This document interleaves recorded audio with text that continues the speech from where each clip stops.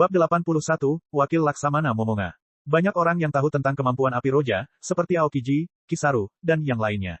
Namun mata mereka tetap berbinar saat roja akhirnya menggunakannya.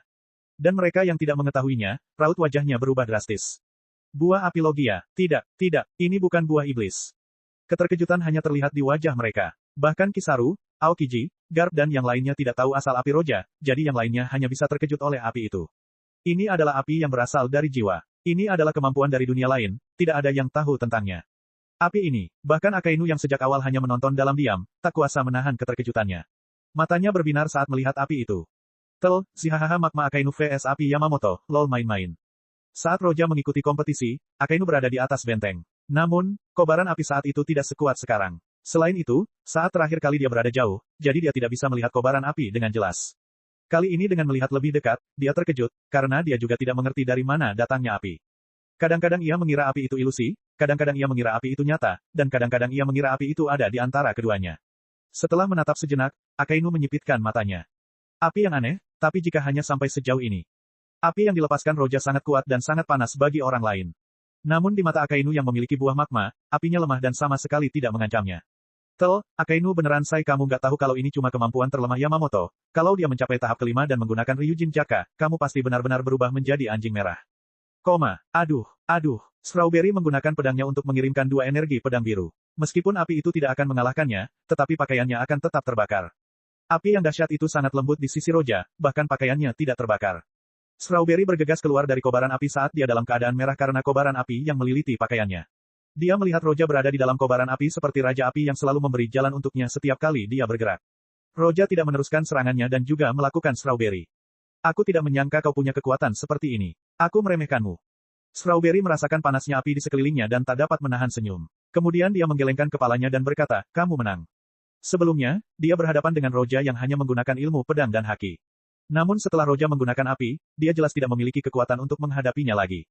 Ini hanya ujian kelulusan dan bukan pertarungan hidup dan mati. Karena hasilnya sudah jelas, maka Strawberry akan menyerah dengan murah hati. Dia tidak siap untuk lebih malu lagi jika setiap helai pakaiannya dibakar. Inisiatif Strawberry untuk melempar handuk tentu saja tidak menjadi masalah. Namun, makna kekalahannya tidak biasa. Para penonton terdiam. Untuk waktu yang lama, hanya ada keheningan sementara api dipadamkan. Lambat laun Yamakaji pulih dan berkata perlahan sambil nadanya bergetar. Tingkat ke-9, lulus. Dengan pengumuman resmi Yamakaji mengenai hasil pertandingan, pikiran penonton pun terguncang. Kemudian mereka mulai berbicara satu sama lain. Di satu sisi, mereka tidak mengerti kemampuan api roja. Di sisi lain, mereka melihatnya melewati level ke-9. Sejauh ini, hanya 3 laksamana saat ini yang lulus tingkat ke-9.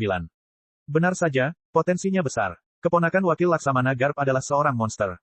Banyak yang memandang Roja dengan mata penuh kekaguman. Dia bukan lagi sekadar rekrutan, jabatannya sama dengan mereka atau mungkin lebih tinggi. Ketiga laksamana itu terdiam begitu pula Garp, Semoku, dan yang lainnya di sampingnya. Tak seorang pun berbicara, mereka hanya melihat Roja di lapangan. Semua orang kini memperhatikan Roja, dia telah lulus tingkat ke-9. Jadi sekarang tingkat ke-10. Akankah Roja melanjutkan dan menantang level ke-10?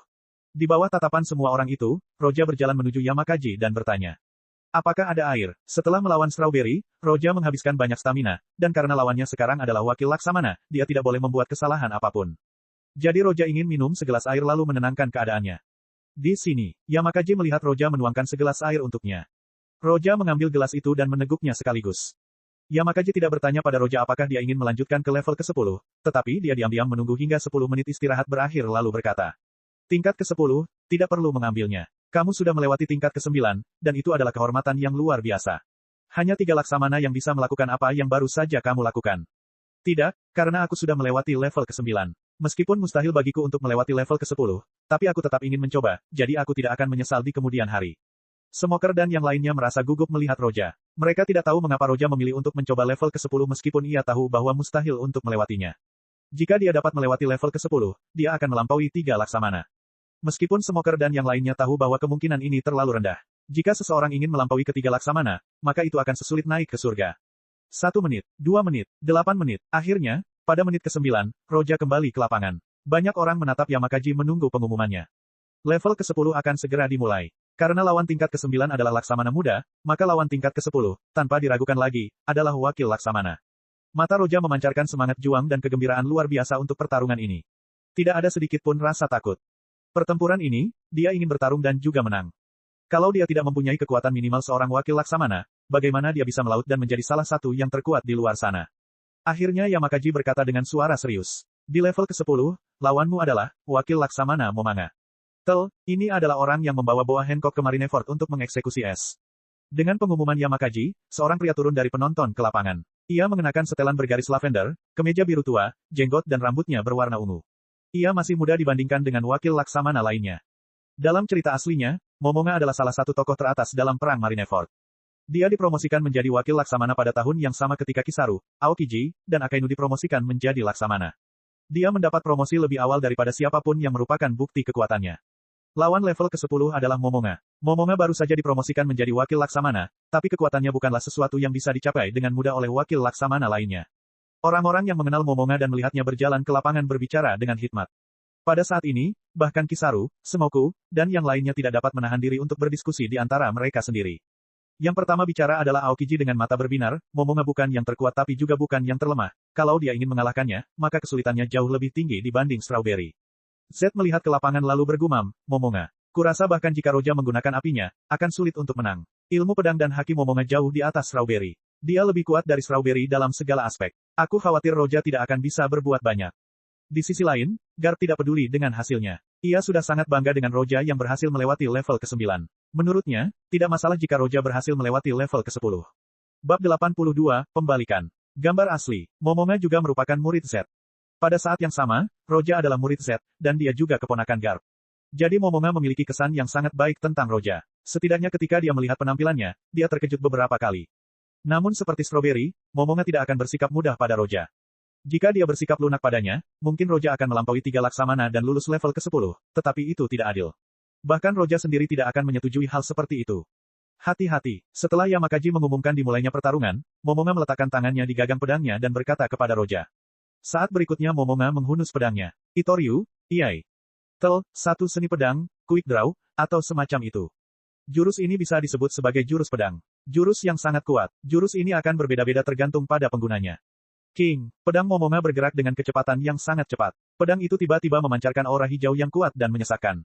Bersenandung, rasa dingin dapat dirasakan dari cahaya hijau yang dihasilkan oleh pedang. Dan tiba-tiba energi pedang diproyeksikan ke arah Roja. Serangan itu tampaknya mampu memotong apapun yang menghalangi jalannya. Momonga adalah lawan terkuat yang dihadapi Roja sampai saat ini. Menghadapi kekuatan semacam itu, semangat bertarung Roja pun berkobar dan bertekad menghadapi serangan itu secara langsung. Itoryu, Iai, Roja menggunakan jurus yang sama dengan yang Momonga gunakan tadi. Jurus dasar yang bisa digunakan oleh kebanyakan pendekar pedang dengan kemampuan rata-rata. Namun, Roja sangat ahli dalam menggunakannya. Ledakan, 2 serangan bertabrakan dan meledak sambil membuat 2 retakan dalam di tanah. Momonga menggunakan 1 pedang, kekuatannya, haki, dan ilmu pedangnya berada di atas Strawberry. Serangan pedang ini lebih kuat dari serangan 2 tangan Strawberry. Serangan Roja lebih lemah dibandingkan serangan Momonga karena serangan Momonga terus bergerak ke arah Roja lalu menghilang. Sangat kuat, serangan ini meninggalkan kesan mendalam pada Roja. Ia menarik napas dalam-dalam, dan seluruh pribadinya berubah. Ia tampak memasuki mode pertempuran. Jagoan, serangan balik Roja dimulai saat dia mengayunkan pedangnya dan energi pedang keluar pada saat yang bersamaan. Energi itu diselimuti api yang membuat Roja tampak seperti Raja Api. Wajah Momonga tenang saat dia mengayunkan pedangnya. Aduh, api dan energi terbagi 2 dari tengah. Setelah itu, Momonga menggunakan soru dan bergegas menuju Roja. Kekuatanmu sungguh luar biasa. Namun sayang, ini adalah akhir, maaf. Mata Momonga menunjukkan sedikit penyesalan. Kemampuan api Roja sangat kuat, tetapi hanya dalam pertarungan yang berkepanjangan. Dia sudah memikirkan hal ini, jadi dia memilih untuk mengakhiri pertarungan dengan cepat. Dan sekarang Roja tampaknya tidak dapat menerima serangannya. Di bawah tatapan penuh perhatian dari seluruh penonton, Momonga hendak mengakhiri pertarungan. Beberapa orang berpikir bahwa ini adalah yang terbaik untuk Roja. Kemenangan beruntun mungkin bagus, tetapi kemunduran akan memberinya lebih banyak pengalaman. Momonga ini jauh lebih kuat dari Strawberry, ayunannya jauh lebih kuat dari Roja. Api Roja sangat kuat, namun dalam kasus ini, jika apinya tidak mampu menahan serangan Momonga dan terus terbagi, maka api itu tidak akan berpengaruh pada pertarungan. Semua orang melihat konfrontasi antara Roja dan Momonga. Banyak yang memandang Roja dengan penyesalan, tetapi mereka juga tidak merasa terlalu terkejut. Ini mungkin sudah berakhir, baik itu kekuatan fisik, kecepatan, ilmu pedang, atau haki, semuanya berada di bawah Momonga. Meski begitu, dengan kemampuan seperti ini, Roja dapat mengatasi hampir semua situasi yang harus dihadapinya. Jika Roja berlatih selama beberapa tahun, meningkatkan ilmu pedang dan haki, maka Momonga tidak akan menjadi lawannya lagi. Sepertinya ujian tahap ketiga, tingkat ke-10 tidak akan lulus. Lagi pula, tidak ada yang bisa melakukannya. Dan apakah eksistensi yang bisa lulus tingkat itu akan muncul di masa depan atau tidak, maka itu sulit untuk dikatakan. Namun, Ketika semua orang mengira pertandingan telah berakhir, keterkejutan menguasai mereka. Di lapangan, Momonga yang bergegas menuju Roja untuk mengakhiri pertarungan dihadapkan dengan ayunan pedang yang tiba-tiba dari Roja. Getsuga, Tenshuo, maaf terlalu bersemangat, P. Roja tidak menggunakan Getsuga Tenso sampai sekarang. Dan berhadapan dengan lawan sekuat itu, dia tidak punya pilihan selain menggunakannya atau dia akan benar-benar dikalahkan dengan mudah. Bersenandung, udara mulai beriak. Pedang itu masih belum menyelesaikan ayunan penuhnya, namun tekanan dari serangan itu membuat Momonga kewalahan dan wajahnya berubah. Kekuatan apa ini? Momonga tercengang. Dia sudah menilai level Roja sebelumnya, tetapi serangan ini jauh lebih kuat dari sebelumnya. Karena dialah yang memulai serangan, sulit baginya untuk menghindari serangan ini. Jadi dalam menghadapi Getsuga Tenso milik Roja, satu-satunya pilihannya adalah menghadapinya secara langsung. Bahkan jika dia menggunakan kekuatan penuhnya ditambah haki, dia tidak yakin apakah dia bisa menghadapi serangan itu. Ledakan, tanah retak, dan jurang yang dalam pun terbentuk. Akibat serangan itu, Momonga terlempar sejauh 10 langkah. Tanah pun hancur saat ia mencoba menghentikannya, menunjukkan betapa kuatnya serangan itu. Situasinya benar-benar terbalik. Sebelumnya, Roja tidak dapat menahan serangan Momonga. Namun kini, Momonga tidak hanya gagal menahan serangan Roja, ia bahkan terlempar. Bahkan jika kekuatan Roja meningkat 2 kali lipat, Momonga masih percaya diri untuk menghadapinya. Namun, Getsuga Tenso memberi Roja kekuatan 3 kali lipat lebih banyak daripada yang biasanya ia gunakan. Bab 83, Kekalahan Momonga. Melihat perubahan yang tak terduga dan hampir mustahil ini, semua orang tercengang. Apa yang telah terjadi? Hakinya sama, tetapi kekuatannya tiba-tiba lebih besar, ayunan itu setidaknya 2 kali lebih kuat dari ayunan sebelumnya. Ini hanya candaan. Keterkejutan tidak berhenti pada para perwira marinir itu, bahkan Aokiji, Kisaru dan orang di samping mereka tidak dapat menyembunyikan keterkejutan mereka. Mengapa kita tidak melihat kekuatan ini sebelumnya? Apakah dia menggunakan suatu tipuan? Di lapangan, Momonga mengerahkan segenap tenaganya untuk menghalangi serangan Roja, namun malah terpental mundur 10 langkah. Tangannya menjadi mati rasa karena kuatnya serangan itu. Momonga menatap Roja dengan kaget karena dia tidak menyangka Roja masih menyembunyikan kekuatan sebesar ini. Ledakan, pada saat berikutnya, Roja menyerang lagi. Dengan ayunan pedangnya, api yang jauh lebih kuat dari sebelumnya terbang ke arah Momonga. Api setinggi belasan meter itu. Langit pun berubah menjadi merah. Tidak bagus. Jantung Momonga berdegup kencang. Ia kini tidak tahu apakah Roja bisa menggunakan serangan itu terus-menerus atau tidak dan juga tidak tahu kekuatan macam apa itu. Tetapi jelas bahwa situasinya benar-benar terbalik. Aduh, menghadapi api mengerikan itu, Momonga hanya bisa menggunakan tekanan angin untuk memotong api itu menjadi 2 bagian dengan paksa. Namun saat dia hendak mengayunkan pedangnya, energi pedang perak putih tengah terbang ke arahnya. Itu bukan Getsuga Tenso, tapi hanya serangan biasa. Namun Momonga melihat serangan itu dan menjadi takut. Karena dia tidak tahu apakah ini serangan itu atau serangan biasa. Bersenandung, ketika dia mencoba menghalangi serangan itu, serangan lain datang berhamburan. Dan kemanapun dia pergi, serangan energi pedang akan mengikuti. Tanah sudah penuh dengan retakan. Momonga tidak ragu sedikit pun, dia langsung menghindar. Serangan demi serangan bertubi-tubi menghantam lapangan seolah tak ada hari esok. Yang membuat lapangan menjadi kacau balau. Tiba-tiba satu serangan berhasil dihindari oleh Momonga lalu bergegas menuju penonton. Bocah ini, Garp menggelengkan kepalanya tak berdaya saat melihat ini. Namun, tak seorang pun melihat kebanggaan yang terpancar dari matanya saat melihat Roja. Jagoan, Garp melompat ke depan penonton, tinjunya dilapisi haki yang mengeras saat ia melancarkan serangan yang merupakan Getsuga Tenso. Oke Garp Sai, aku tahu kamu sangat kuat. Ini membuatku merasa seperti Roja sedang bermain-main atau semacamnya. Ledakan, tiba-tiba tanah dipenuhi retakan lagi. Seperti jaring laba-laba, retakan terus menyebar ke segala arah. Garp, WTF. Itu WTF dariku, sungguh itu adalah istilah terbaik di tempat itu, P. Semoku menatap Garp. Semua kerusakan yang disebabkan oleh Roja dan Momonga tidak ada apa-apanya. Kerusakan yang disebabkan oleh pukulan tunggal Garp melebihi semua itu. Pukulannya seperti bom yang baru saja jatuh di sini. Hahaha, Garp tidak peduli dengan kerusakan yang disebabkan oleh pukulannya sambil tertawa sambil melihat ke lapangan. Pertarungan Roja dan Momonga berlanjut. Momonga tidak tahu kapan Roja akan melepaskan Getsuga Tenso miliknya. Jadi dia tidak berani menghalangi serangan Roja dengan mudah. Namun, saat dia tidak terburu-buru menyerang, api milik Roja mulai beraksi. Bahkan jika dia bisa menggunakan Busosoku Hardening, mustahil untuk keluar tanpa cedera dari api. Di bawah panasnya api itu, Momonga terbakar, dan banyak memar muncul di sekujur tubuhnya. Tampaknya Roja benar-benar menekannya. Jika dia menyerang, Roja akan menggunakan Getsuga Tenso. Dan jika dia bertahan, dia tidak akan mampu menahan panasnya api. Dan jika Roja menggunakan Getsuga Tenso-nya saat Momonga mencoba bertahan dari api, maka tamatlah riwayatnya.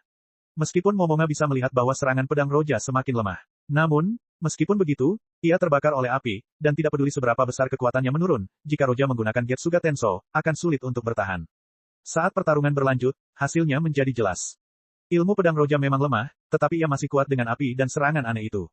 Jadi jika ia mengabaikan kelelahannya, maka ia akan menang, tidak peduli jenis pertarungan apapun. Momentum adalah hal yang kuat. Jika seseorang memegang kekuatan itu, maka tidak diragukan lagi dia akan menang. Dan sekarang Roja memegang kendali penuh atas hal itu. Momentum Roja semakin kuat dari waktu ke waktu. Di sisi lain, momentum Momonga semakin melemah.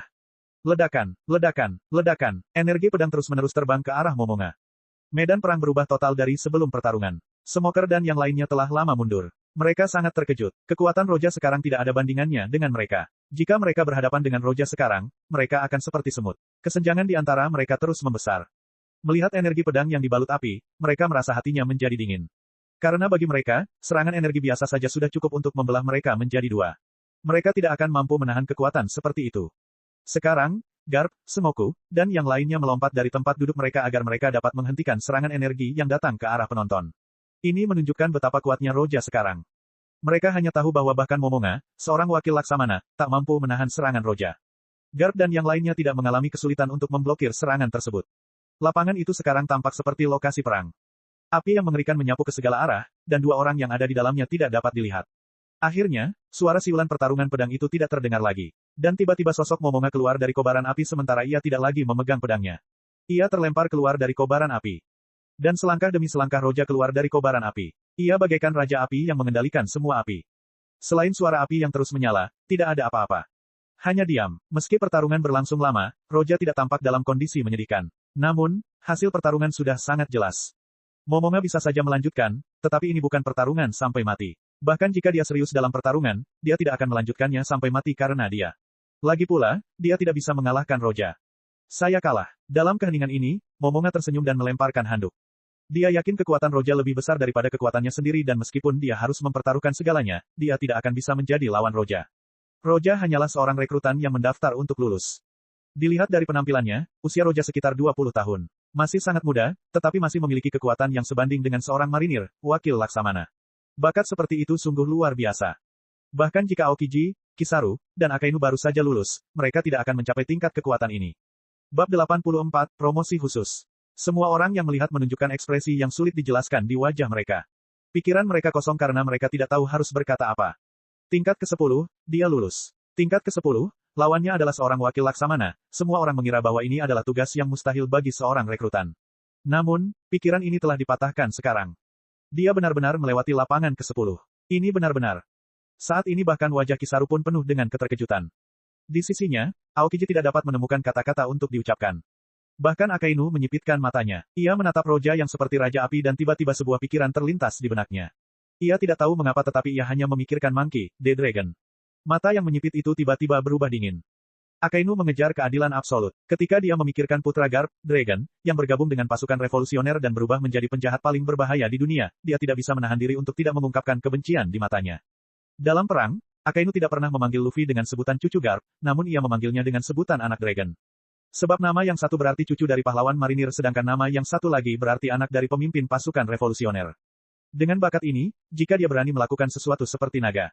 Sambil berpikir, tatapan Akainu berubah dingin saat dia menarik napas dalam-dalam.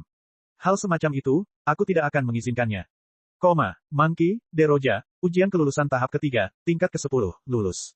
Yamakaji akhirnya pulih dari keterkejutannya. Nada suaranya bergetar, karena setelah membaca informasi Roja, dia tahu bahwa Roja berusia kurang dari 20 tahun. Berusia kurang dari 20 dengan kekuatan seperti ini, bakatnya sungguh mengejutkan. Semua orang tahu bahwa Momonga telah berjuang habis-habisan dalam pertarungan ini. Namun, ia tetap kalah melawan Roja. Ini sungguh tidak dapat dipercaya, tetapi kini telah menjadi kenyataan. Roja lulus tingkat ke-10 dan mendapat nilai sempurna di tahap ketiga ujian. Tahap ketiga memiliki total 10 tahap. Jika seseorang lulus tahap ke-6 berarti ia memenuhi syarat untuk lulus, tahap ke-7 adalah nilai bagus, tahap ke-8 sangat baik dan juga tahap ke-9. Dan terakhir, setelah lulus, maka tahap ke-10 akan memberikan nilai sempurna. Tahap pertama ujian, nilai sempurna. Tahap kedua ujian, nilai sempurna. Tahap ketiga ujian, nilai sempurna. Ini adalah yang pertama sejak ditetapkannya 3 tahap ujian.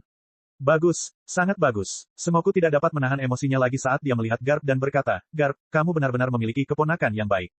Hahaha. Garp berdiri di reruntuhan lapangan. Dia tidak berbicara, dia hanya menyeringai sambil terlihat sangat bahagia dan bangga pada Roja. Roja memasukkan pedang ke sarungnya dan dengan gerakan ini, api berangsur-angsur padam. Pada saat yang sama, tanah mulai terlihat. Lapangan itu dipenuhi bekas-bekas pedang yang dapat dilihat sekilas. Lulus level ke-10. Bahkan dengan lawannya yang merupakan wakil Laksamana, kekuatan Roja meningkat sampai sejauh itu. Smoker dan yang lainnya masih tidak percaya dengan apa yang baru saja terjadi. Mereka hanya tidak tahu apa yang harus mereka rasakan sekarang. Ini adalah pemandangan yang sulit dipercaya bahkan jika Anda menyaksikannya sendiri. Yamakaji yang bertanggung jawab menulis nilai ujian memberikan Roja nilai yang pantas diterimanya. Tidak diragukan lagi, nilai Roja akan sempurna. Kata sempurna ditambahkan di depan nama Roja. Kemudian Yamakaji menemani Roja dan lulusan lainnya bersama Semoku untuk menentukan peringkat yang akan diterima setiap lulusan berdasarkan skornya dalam 3 tahap ujian. Semoku mengambil kertas itu dari tangan Yamakaji lalu menarik napas dalam-dalam untuk menenangkan diri. Dia belum siap untuk kembali ke kantor, tetapi dia masih bisa melakukannya di sini. Suzo, nilai tahap pertamamu bagus, nilai tahap keduamu memenuhi syarat, dan nilai tahap ketiga juga memenuhi syarat, kamu lulus penilaian kelulusan. Pangkatmu adalah Letnan Komandan. Asterisk Suzo muncul di F575 dari One Piece. Semoku melihat informasi tersebut lalu memberikan peringkat kepada Suzo dan Yamakaji di sampingnya langsung mencatatnya. Yamakaji sangat ingin tahu peringkat apa yang akan diterima Roja. Semoku hanya melihat informasi tersebut dan langsung mengetahui peringkat apa yang harus diberikan. Perokok, skor tahap pertama sangat bagus, skor tahap kedua bagus. Ketika Semoku selesai membaca informasi tersebut, dia berpikir sebentar dan tampak ragu untuk memberi Smoker pangkat kapten, tetapi dia memilihnya pada akhirnya. Setelah selesai menerima pangkatnya, Smoker dipandu oleh beberapa marinir untuk menerima seragamnya.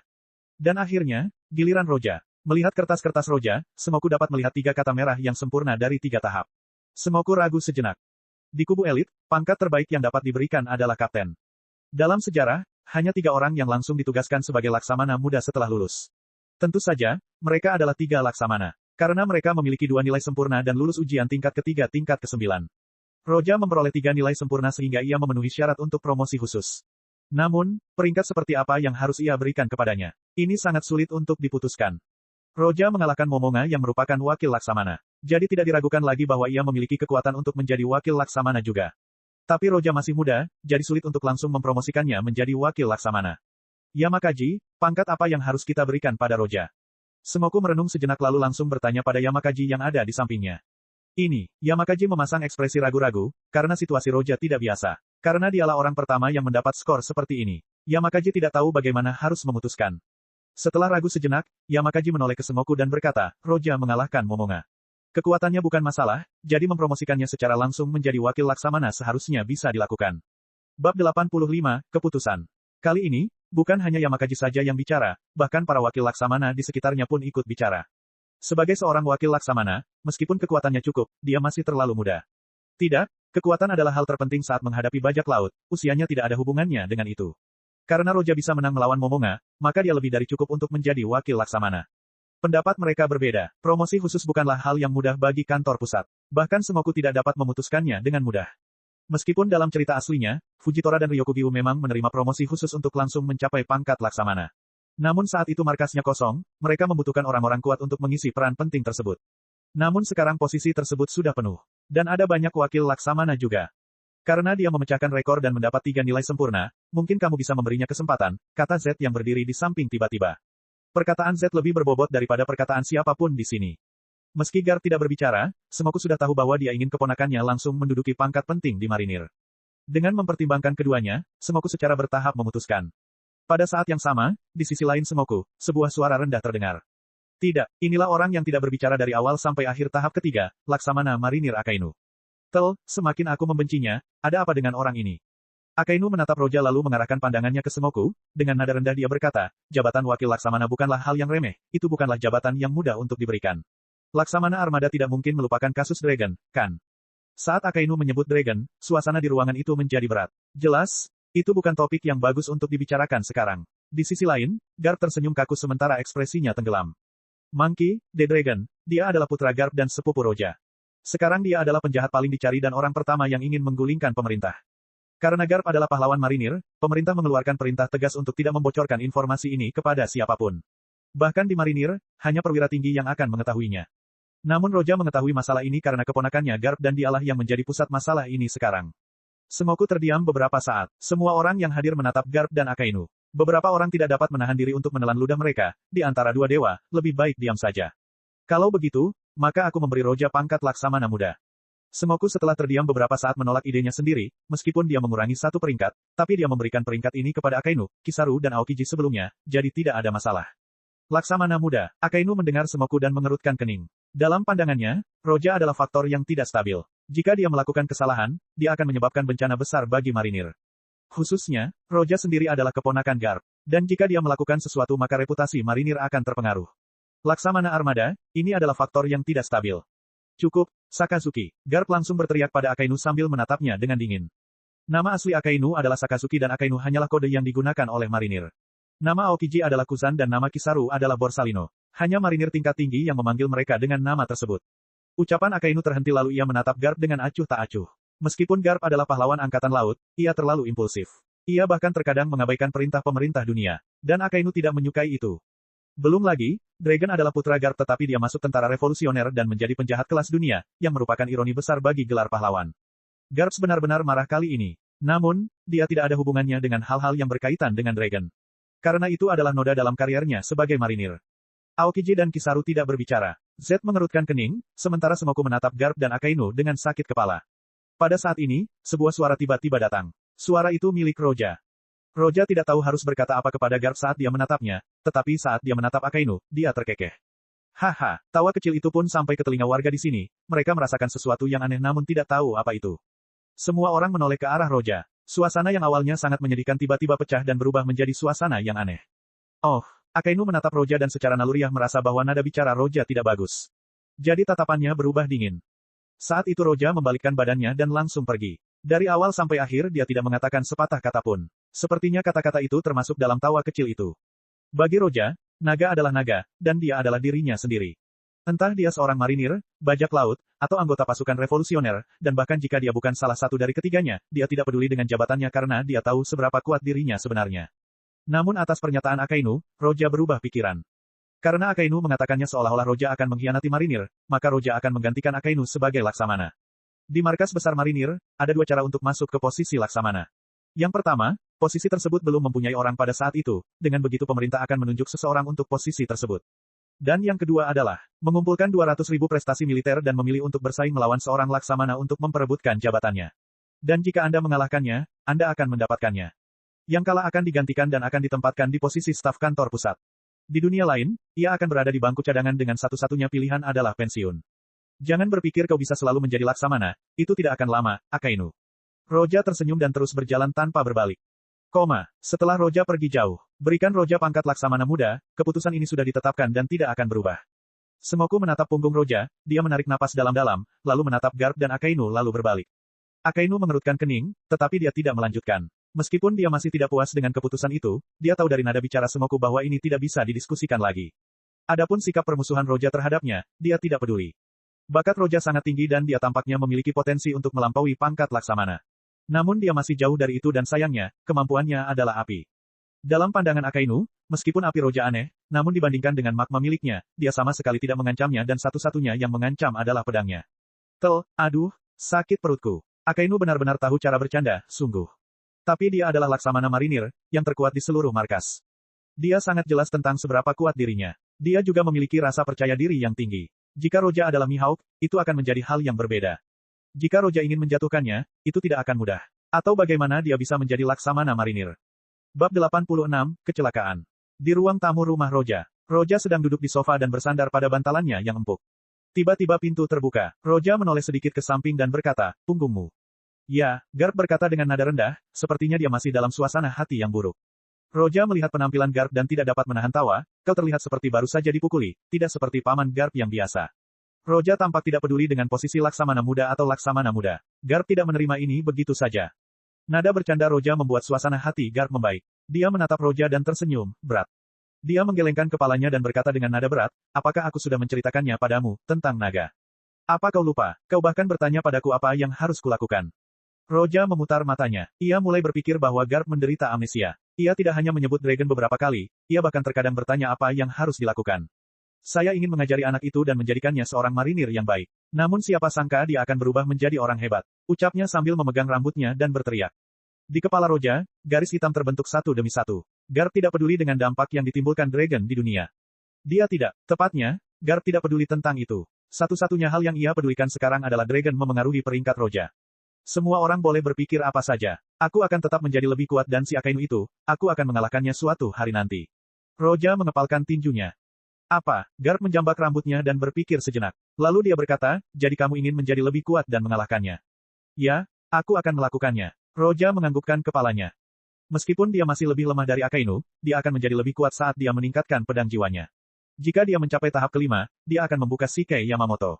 Magma melawan suhu permukaan matahari, mana yang lebih kuat? Pertanyaan ini sangat menarik, Roja sendiri ingin tahu jawabannya. Kalau ada yang mendengarkan pembicaraan Roja dan Garp, mereka pasti akan menyemburkan darah sejauh 3 meter. Ah benar juga, melihat Roja bersiap kembali ke kamarnya, Garp tiba-tiba berpikir dan menatap Roja dalam-dalam. Apa, Garp yang memiliki tatapan seperti ini sangatlah langka, jadi Roja berhenti sejenak dan mengedipkan mata padanya. Yah, tidak ada apa-apa. Garp menatap tajam ke arah Roja, lalu tiba-tiba menggelengkan kepalanya dan berkata, sepertinya kau punya banyak rahasia yang tidak kuketahui. Tapi karena kau tidak mau memberitahuku, pasti ada alasannya. Jadi, aku tidak akan bertanya. Meskipun Garp terlihat seperti otak berotot, bukan berarti dia bodoh. Sebaliknya, saat mengejar Roger, dia membuktikan betapa pintarnya dia. Petik 2, petik 2. Roja terdiam sejenak, lalu dia kembali ke kamarnya. Roja jarang menyembunyikan apapun dari Garp. Bahkan idenya tentang Akainu, dia katakan secara langsung. Garp tidak akan menyakitinya. Garp menghargai keluarganya dan selama Roja diakui sebagai keluarga, maka itu yang terpenting. Pelabuhan Markas Marinir. Sebuah kapal perang berukuran sedang berlabuh. Beberapa perwira marinir sedang menunggu di dek. Tugas mereka adalah mengirim sejumlah material ke Barat Biru. Siapa yang kamu katakan sebagai pemimpin cabang pertama yang baru ditunjuk? Bagaimana aku bisa tahu hal itu? Beberapa kapten sedang berbicara satu sama lain. Tugas pengiriman bukanlah tugas yang berbahaya, karena kemungkinan bahayanya sangat rendah. Pada saat itu, muncullah sebuah sosok yang menghampiri kapal perang itu. Saat sosok itu semakin dekat, mereka melihat bahwa sosok itu mengenakan seragam Laksamana muda. Itu dia, para perwira marinir membuat antrian yang mengagumkan untuk bertemu dengan pemimpin baru mereka. Tepat saat sosok itu menaiki kapal perang, para kapten itu memperlihatkan ekspresi terkejut. Karena yang mengenakan seragam Laksamana muda itu masih sangat muda. Sepertinya dia belum berusia 20 tahun. Ini adalah pertama kalinya mereka melihat seorang Laksamana muda. Orang ini adalah Roja. Awalnya berpangkat Laksamana muda, Roja akan bersiaga di markas besar. Namun, sebuah kecelakaan terjadi beberapa hari terakhir. Laksamana belakang cabang pertama dikalahkan oleh kelompok bajak laut. Laut Biru Barat bukanlah Greenland, jadi jarang sekali ada bajak laut yang mengalahkan Laksamana muda. Laut Biru Barat merupakan salah satu laut terlemah dan mustahil bagi bajak laut terkuat di sana untuk menang melawan Laksamana muda. Seorang Laksamana muda dari suatu cabang tidak dapat dibandingkan dengan seorang Laksamana muda dari markas besar. Karena hal ini, hadiah kapten kelompok bajak laut Gecko meningkat dari 15 juta beri menjadi 70 juta beri. Yang menjadikan hadiahnya salah satu yang tertinggi di West Blue. Tidak ada informasi spesifik. Mereka tidak tahu apakah bajak laut Tokek masih ada di sana atau apakah mereka memasuki Greenland. Karena mereka bisa membunuh perwira marinir, maka perwira biasa tidak akan mampu menghadapi mereka. West Blue terlalu besar. Apakah mereka masih ada di sana atau tidak diketahui.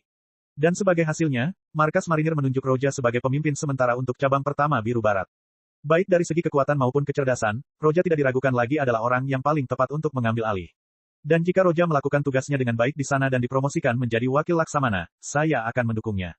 Roja tidak menolak penunjukan ini. Dalam beberapa aspek, ia memiliki aspek yang sama dengan Garp. Ia tidak suka terikat pada aturan. Dibandingkan tinggal di markas atau pergi ke laut, ia akan memilih kebebasan.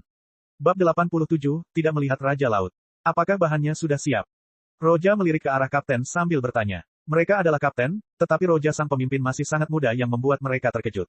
Setelah mendengar pertanyaan Roja, mereka saling memandang. Mata mereka menunjukkan betapa anehnya perasaan mereka sekarang. Setelah beberapa saat, seseorang mengangguk ke arah Roja.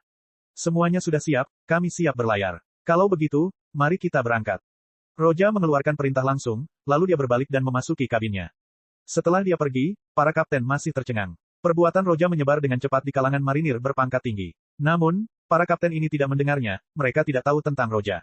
Laksamana muda, saya belum pernah mendengar hal seperti ini. Saya merasa tidak enak badan sekarang. Cabang pertama dari West Blue dekat dengan markas besar dan Greenland, jadi Laksamana muda ini akan bertugas sebagai pemimpin pangkalan, benarkah?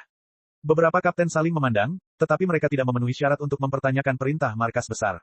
Jadi mereka memindahkan kapal ke arah Barat Biru. Di kabin tingkat tertinggi kapal perang, yaitu kamar Roja yang bukan lagi anggota baru. Sekarang dia adalah komandan kapal perang ini. Jarak ke pintu masuk cabang pertama West Blue terlalu jauh. Kita harus melintasi setengah dunia untuk sampai di sana. Aku tidak bisa berlatih di kapal perang. Roja sedang duduk di kursi kayu sementara tangannya berada di belakang kepalanya. Dengan sebuah pikiran, bar properti muncul di hadapan Roja. Tahap ketiga, pedang pintar jiwa plus 9. Atribut, kekuatan serangan plus 280, kekuatan plus 90, kelincahan plus 90. Atribut khusus, semua hal di dunia berubah menjadi abu, serangan pedang memiliki kerusakan api tambahan kondisi evolusi tidak terpenuhi. Atribut khusus, Getsuga Tenso, dapat melepaskan serangan energi merah berbentuk busur. Energi, 117/210. Awalnya energinya meningkat sangat cepat, namun sekarang semakin lambat. Roja menatap bar properti dan tersenyum, lalu berkata pada dirinya sendiri, tapi itu tidak akan memakan waktu lama. Saat mencapai tahap keempat Roja menantikan atribut khusus apa yang akan didapatkannya. Setelah beberapa saat, dia mengesampingkan gagasan tentang pedang jiwa dan melihat informasi di hadapannya. Bajak laut tokek. Ya, itu Gecko Moria. Informasi ini tentang orang yang mengalahkan Laksamana Muda cabang pertama. Setelah beberapa saat, Roja menggelengkan kepalanya setelah meletakkan kertas-kertas itu di atas meja. Jika aku bertemu dengannya, akan mudah untuk menghadapinya. Hadiah 70 juta beri akan memberiku 7.000 poin. Jika dia ingin menggantikan Akainu dan mendapatkan peringkatnya, maka dia perlu mengumpulkan 200.000 poin untuk mengeluarkan tantangan. Menangkap bajak laut dengan hadiah 10 juta akan memberiku 1.000 poin. Sekarang aku tidak punya poin lagi, jadi aku harus menangkap 200 bajak laut dengan hadiah 10 juta, jumlahnya terlalu banyak. Namun jika hadiah bajak laut itu 1 miliar, aku hanya perlu menangkap 2. Roja berpikir sebentar lalu tak dapat menahan senyum. Hadiah 1 miliar buah beri. Hanya Yonko yang memiliki nilai buronan sebesar itu. Markas besar tidak akan mudah menangkap bajak laut itu atau siapapun yang ada di kru mereka. Karena jika marinir menangkap satu, itu sama saja dengan mengumumkan perang terhadap Yonko. Selain menangkap bajak laut, jika Anda menemukan buah iblis atau barang berharga maka Anda juga bisa mendapatkan poin dari mereka. Kali ini Roja melihat informasi lain. Informasi di dalamnya adalah sesuatu yang bahkan seorang kapten pun bisa mendapatkannya. Ini adalah catatan semua buah iblis dan berapa banyak poin yang akan diberikan ketika ditemukan. Roja tidak tertarik, tetapi dia tetap melihatnya. Satu-satunya hal yang diminati Roja adalah mendapatkan 100.000 poin untuk menukarnya dengan pedang Saijo Owasamono. Dunia ini hanya memiliki 12 pedang sejenis. Sebelumnya Roja hanya tahu tentang pedang Mihawk, Yoru dan Sodai Kitetsu. Yang lainnya tidak jelas keberadaannya. Dan sekarang Roja menemukan satu di markas marinir. 100.000 poin bukanlah angka yang kecil, pedang yang bagus tidaklah murah. Bahkan buah iblis yang kuat pun memiliki harga yang sama. Dia akan menunggu sampai dia mencapai pangkalan di West Blue lalu dia akan menggunakan badan informasi di sana untuk mencari informasi tentang pedang.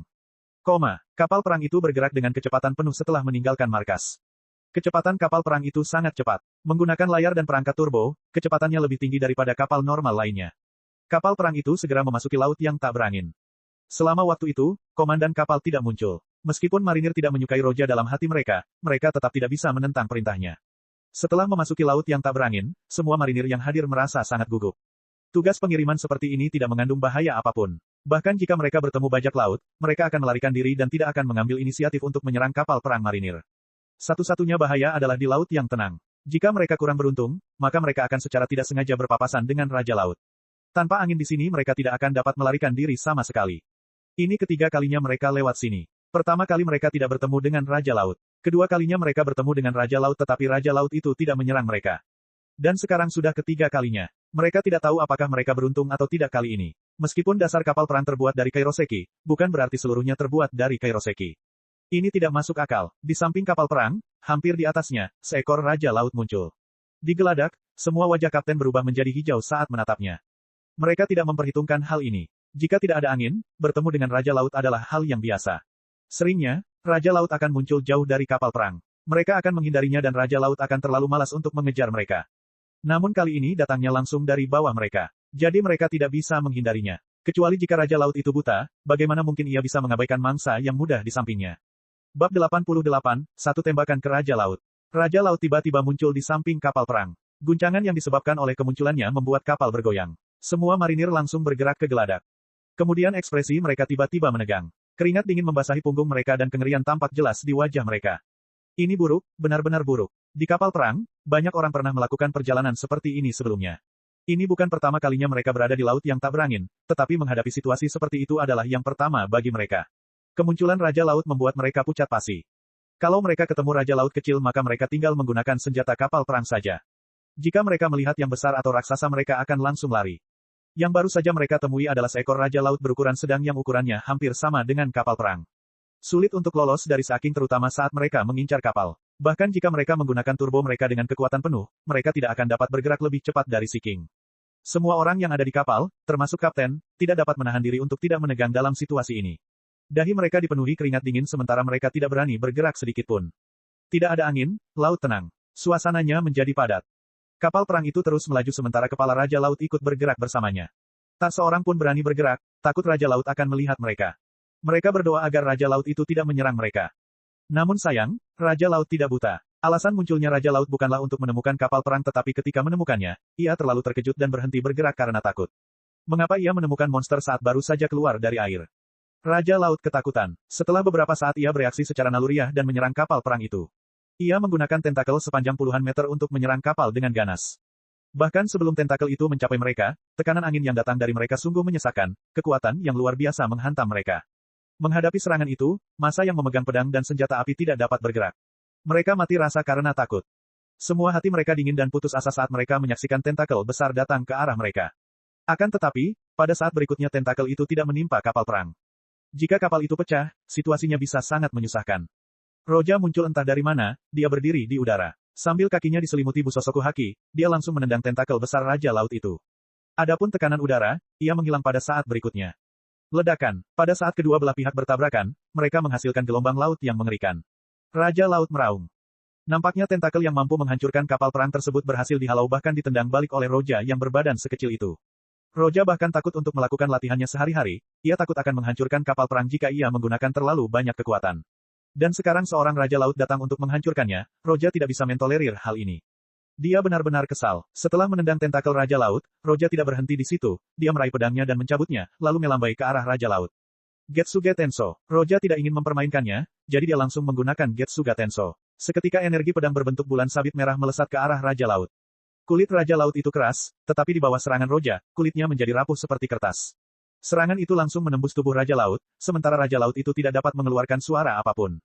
Kesunyian, garis darah muncul di tubuh Raja Laut, membentang hingga puluhan meter. Menabrak. Saat berikutnya, darah biru aneh dari Raja Laut mewarnai laut. Kapal perang itu terdiam. Tidak butuh waktu lama, dari kemunculan Roja sampai kekalahan Raja Laut. Wah, tiba-tiba pedang seseorang terjatuh di dek. Setelah itu, semua orang di kapal perang mulai berdengung. Mereka terlalu terkejut dengan apa yang baru saja mereka saksikan. Kuat, terlalu kuat, tidak seorang pun di antara mereka yang pernah melihat pemandangan seperti itu sebelumnya. Apa yang dilakukan Roja, menendang tentakel, lalu membunuh Raja Laut dengan satu tebasan pedang bagaikan mimpi bagi perwira biasa seperti mereka. Roja mengembalikan Hononosuke miliknya ke sarungnya, dan suasana hati yang gelisah pun hilang. Sekarang bahkan aku bisa menembak Raja Laut dengan satu tembakan. Dahulu kala, dalam misi pertama di Camp Elite, Z menggunakan dua tinjunya untuk menghancurkan dua Raja Laut besar. Waktu itu dia hanya bisa menonton, kini gilirannya tiba. Salah satu alasan mengapa ia hanya ingin melaut ketika ia memiliki kekuatan seorang wakil Laksamana adalah karena Raja-Raja Laut tersebut. Jika ia tidak dapat menghadapi mereka dan bertemu dengan salah satu dari mereka dalam perjalanannya, ia akan hancur. Darah biru, sebagian besar benda ini tidak bisa dimakan. Roja melihat warna laut yang berubah dan tidak dapat menahan diri untuk menggelengkan kepalanya. Tiba-tiba, kengerian menyerangnya. Bagaimana dia bisa berpikir untuk memakan semua itu? Apakah dia menjadi seperti Luffy dan hanya bisa memikirkan makanan? Ini sungguh hal yang mengerikan. Tanpa berpikir dua kali, Roja mulai merenungkan pikirannya sambil meninggalkan kalimat untuk para marinir itu. Lalu dia kembali ke kabinnya. Bab 89, Biru Barat. Seorang teman akan pergi dari kota asalnya dan meminta saya untuk merilis lebih banyak bab. Saya akan menerjemahkan bab-bab sebanyak mungkin. Saya bahkan mengajukan pekerjaan liburan untuk ini, jadi nantikan ini. Setelah beberapa saat kepergian Roja, marinir di kapal perang itu tiba-tiba terbangun. Seseorang tiba-tiba bersandar di pagar untuk melihat laut yang berwarna biru. Kemudian dia melihat ke arah perahu layar yang mengambang dan tidak bergerak. Mata mereka masih menunjukkan sedikit keterkejutan. Dan mereka tidak dapat menahan diri untuk bergumam tanpa sadar. Kekuatan apa itu? Apakah ini kekuatan Laksamana muda Roja? Adegan itu masih terngiang-ngiang di benak mereka. Mata mereka dipenuhi rasa kagum yang mendalam. Mereka tidak lagi memandang Roja sebagai seorang marinir muda yang belum berpengalaman. Sekarang mereka mengagumi dan takut padanya. Dia masih sangat muda, tetapi dia punya banyak kekuatan. Mungkin dia lebih kuat dari yang kita duga. Ketika seseorang mengatakan ini, pikiran semua orang yang hadir menjadi berdengung. Mereka baru bisa pulih dari keterkejutan setelah waktu yang lama. Pertemuan dekat dengan Raja Laut ini hanyalah sebuah kebetulan. Mulai saat ini mungkin mereka tidak akan bertemu Raja Laut lainnya lagi. Kadang-kadang mereka berpapasan dengan sekelompok besar Raja Laut dari kejauhan. Jadi mereka langsung menghindarinya. Lokasi cabang pertama West Blue berada di dekat pintu masuk Greenland. Dan dari kantor pusat ke cabang pertama tidak diragukan lagi sangat panjang. Bahkan jika kapal perang itu bergerak dengan kecepatan penuh, aku masih akan membutuhkan waktu yang lama. Dan mereka perlu memasok ulang dari pulau-pulau yang mereka lewati. Ada banyak pulau di Barat Biru. Di dunia ini, pulau-pulau dibagi menjadi 3 ukuran, pulau kecil, sedang, dan besar. Dengan ekosistem yang sempurna, tidak akan ada kekurangan air atau makanan. Orang-orang di pulau-pulau kecil akan membentuk komunitas kecil dan membangun desa. Sementara yang berukuran sedang mendapat sedikitnya beberapa kota dan di bagian tengah, umumnya ada kota besar. Sedangkan untuk pulau besar, mereka akan membentuk negara, seperti Alabasta, atau Dressrosa. Dan tempat-tempat seperti itu tidak akan memiliki marinir yang ditempatkan agar tidak menimbulkan perebutan kekuasaan. Di pulau-pulau berukuran sedang, akan ada divisi marinir kecil, dengan pemimpin seorang komodor. Adapun pangkalan yang akan dikelola Roja, dibangun di pulau kecil. Seluruh pulau menjadi pangkalan dan yurisdiksinya meliputi belasan pulau kecil dan menengah di dekatnya. Seluruh dunia jelas memiliki sistem yang lengkap. Roja mengetahui hal ini secara umum dari kehidupan masa lalunya. Dan setelah hidup di dunia ini, dia menjadi lebih jelas tentang segalanya. Marinir menguasai setiap wilayah di dunia. Namun Greenland adalah satu-satunya pengecualian. Di Greenland, terutama di dunia baru, Yonko adalah yang memegang kendali. Marinir tahu tentang mereka, tetapi mereka tidak ingin terlibat konflik dengan mereka. Roja sedang duduk di kabinnya, dia menghunus pedangnya dan mencoba untuk mendapatkan pemahaman lebih dalam tentang cara menggunakan pedang sambil juga berlatih haki. Tiba-tiba mata Roja terbuka. Dan pada saat yang sama, terdengar ketukan dari pintu. Datang. Roja menyimpan pedangnya dan berdiri. Saat berikutnya seorang kapten marinir masuk ke ruangan untuk melapor. Melapor kepada pimpinan, kami baru saja menerima informasi, bahwa di Pulau Kronuo, ada dua kekuatan yang sedang bertempur, satu adalah bajak laut dan satu lagi adalah kelompok bandit. Pulau Kronuo adalah pulau berukuran sedang. Jadi begitu. Mendengar laporan itu Roja mengangguk dengan ekspresi tenang. Dalam perjalanannya, mereka dapat menerima banyak informasi tentang bajak laut, tetapi karena kapal perang tersebut sedang dalam tugas pengiriman, ia dapat mengabaikan para bajak laut. Dan karena Roja bosan, saat menerima informasi tentang bajak laut itu, dia tidak mengabaikannya tetapi memilih untuk menekan para bajak laut itu. Walau imbalannya hanya 1-10 ribu itu lebih baik daripada tidak sama sekali. Melihat sikap Roja, sang kapten mengerti maksud Roja. Karena dia tidak mengatakan hindari mereka, itu artinya kita akan langsung menekan mereka. Setelah melihat kekuatan Roja, marinir tidak takut melawan bajak laut manapun. Mereka tidak lagi meragukan kekuatan Roja.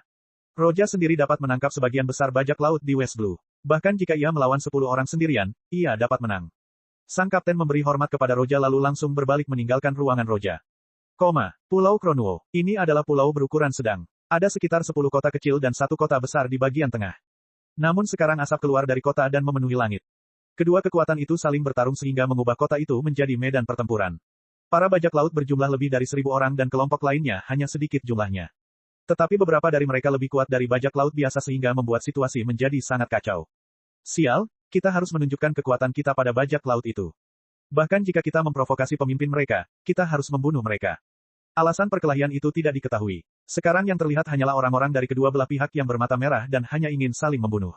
Di jalan lain, 7 hingga 8 perompak mengepung seorang gadis. Semuanya memasang ekspresi kejam. Wanita ini juga salah satu bajak laut, singkirkan dia. Seseorang meneriakkan hal itu, sementara yang lainnya memegang senjata dan berlari ke arahnya. Namun menghadapi banyak bajak laut, mata gadis itu tenang, sambil mengangkat dua lengannya ke dadanya. Train Tafler, digantung. Zihahaha, dan ini Nico Robin. Kaca, mereka yang menyerbu ke arahnya, tiba-tiba menumbuhkan sepasang lengan yang memutar leher mereka. Setelah memutar leher, leher itu patah dengan suara kaca, lalu semua bajak laut jatuh ke tanah. Situasinya sudah parah, ini tidak baik. Marinir akan datang cepat atau lambat. Lebih baik aku pergi. Gadis berambut hitam itu tampak tenang dan setelah merenung sejenak dia berbalik untuk pergi. Bab 90, Nico Robin. Di laut, Roja berada di kapal perang. Setelah melaju, kapal perang itu kini berlabuh di sebuah pelabuhan kecil di Pulau Kronuo. Jagoan, Roja berada di dek, dan saat berikutnya sosoknya melintas, tiba-tiba dia berada di pulau itu. Seragamnya berkibar lembut tertiup angin. Di belakang Roja, para kapten memimpin marinir sambil mempertahankan formasi mereka. Sekarang mereka semua sudah berada di pulau itu.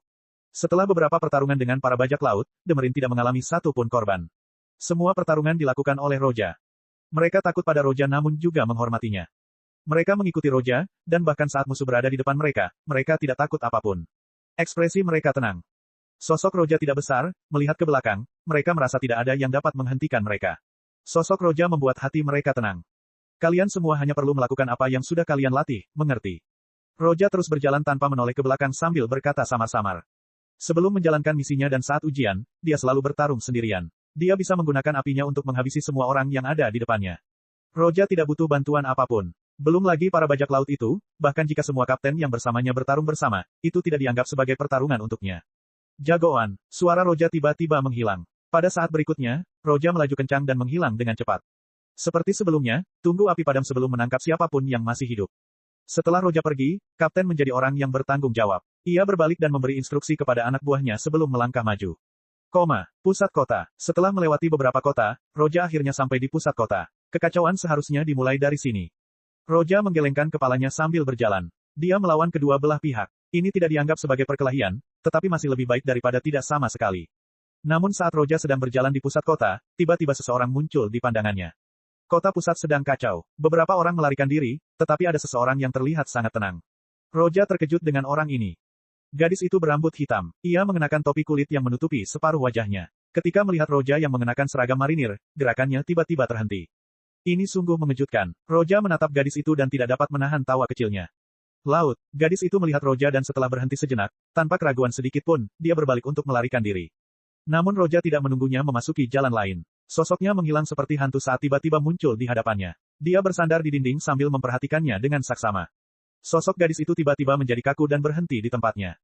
Roja menatapnya dan terkekeh, lalu berkata, "Kau agak terlalu cemas, anak iblis, Nico Robin." Gadis berambut hitam ini memang Nico Robin. Dan siapa yang tidak tahu bahwa setelah dia menggunakan buahnya pada cap terakhir garis bawah. Mendengar Roja langsung memanggil namanya. Keringat dingin membasahi dahinya. Namun, di permukaan, dia tetap tenang. Dia menarik napas dalam-dalam dan tanpa ragu, tanpa berbicara, dia mengangkat tangannya dengan lembut ke dadanya. Train Tafler, 4 pasang lengan tumbuh di tubuh Roja dan mencoba memutar lehernya. Kekuatan lengan itu tidak dapat menekuk tubuh Roja. Tubuhnya lebih keras dari baja pada umumnya. Hei, itu tidak mengenakan. Kalau kamu mau mencubitku, aku tidak keberatan. Roja adalah seorang pengganggu. Roja mengabaikan tangan-tangan yang mencoba mematahkan lehernya saat ia berbaring di atas kakinya. Kapan orang sekuat itu muncul di West Blue? Melihat pemandangan ini membuat hati Nico Robin menjadi dingin. Sungguh sial baginya untuk bertemu dengan marinir sekuat itu. Dia bukan lawannya. Dia sedang memikirkan cara untuk keluar dari sini. Namun, dengan kecepatan Roja dan dia mengabaikan serangannya, dia tahu bahwa dia tidak akan bisa melarikan diri. Bagaimana dia bisa melarikan diri sekarang? Robin tidak dapat menemukan strategi, hatinya hancur. Dari sisi jalan, 87 hingga 8 perompak tiba-tiba muncul. Para perompak bergegas mendekat ketika mereka melihat Roja dan Robin. Dibandingkan dengan Robin, Roja mengenakan seragam marinir Laksamana muda. Mereka langsung berhenti. Buruk, marinir itu sudah datang. Seragamnya seperti seragam marinir yang kuat. Pupil mata para bajak laut itu tiba-tiba mengecil. Mari kita singkirkan orang itu. Salah satu dari mereka mengatakan hal ini, dan mereka semua memegang senjata dan ingin mengeroyok Roja. Kesempatan bagus. Melihat ini Robin ingin melanjutkan pelariannya. Namun saat berikutnya, dia berhenti. Para perompak itu membeku di sana dan tidak bisa bergerak. Aduh, Roja mencabut pedangnya sambil tetap berdiri di tempatnya dan melambaikan tangan. Sebuah retakan sepanjang 100 meter tiba-tiba muncul di ujung jalan. Dan para bajak laut itu kini tergeletak di tanah. Semua ini terjadi hanya dalam sekejap mata. Melihat hal itu, dahi Robin dipenuhi keringat dingin. Meskipun ia hampir tidak bisa tenang, ia tidak bisa menyembunyikan perubahan di wajahnya. Kekuatan yang sangat mengerikan, siapakah orang ini? Kini Robin menyerah untuk melarikan diri. Karena ia tahu di hadapan kekuatan ini tidak ada peluang. Apakah aku masih akan tertangkap? Robin merasa getir. 10 tahun yang lalu, kampung halamannya, O'Hara, dihancurkan karena mereka dapat membaca poneglyph terlarang. Mereka juga mengetahui sejarah pemerintahan dunia, jadi untuk menutupinya, mereka menggunakan booster call untuk menghancurkan O'Hara sepenuhnya. Saat dia berusia 8 tahun, jika bukan karena Aokiji yang melepaskannya, maka dia pasti sudah mati hari itu. Lalu sebagai satu-satunya yang selamat dari O'Hara, ia dicap sebagai anak iblis dan harga buronannya adalah 79 juta beri saat ia baru berusia 8 tahun. Setelah itu, ia bersembunyi di dunia bawah tanah hingga saat ini. Tampaknya ia tidak bisa lepas dari takdirnya. Cek. Rakan-rakan kultivator sekalian, sebelum retret, sila terus berkultivasi untuk jurus subscribe, like, share dan komentar agar sekte novel Sadim terus berkembang pesat.